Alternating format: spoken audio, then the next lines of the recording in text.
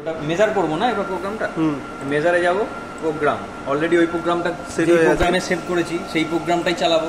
সেই প্রোগ্রামটাকে সিলেক্ট করলাম, যেই ওপেন করব এবার কোন ফোল্ডারে সেভ করব সেটাও জানতে চাইবে।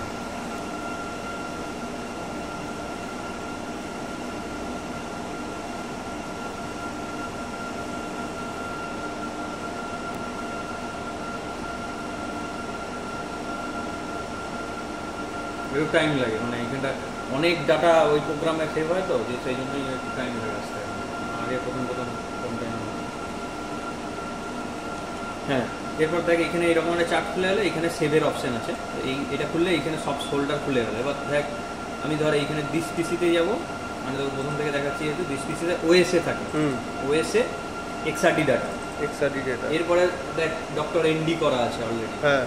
ডক্টর এনডিতে এখানে অর্ণব আছেই, তুই বোধহয় তোর কিছু হ্যাঁ। এরপর দেখ এখানে ফাইল নেম, তো ফাইল নেম এখন দেখ এখানে পিসিএন, ওটা কি নাম ছিল, পিএনসি, এটা পিএনসি। নইলে আর একটা কাজ করতে পারিস, এই এখানে একটা ফোল্ডার বানিয়ে নিতে পারিস তারিখ অনুযায়ী, আমি যেরকম করি জেনারেলি, তাহলে খুঁজতে সুবিধা হয়। আজকে কত তারিখ? আজকে 15/6/24।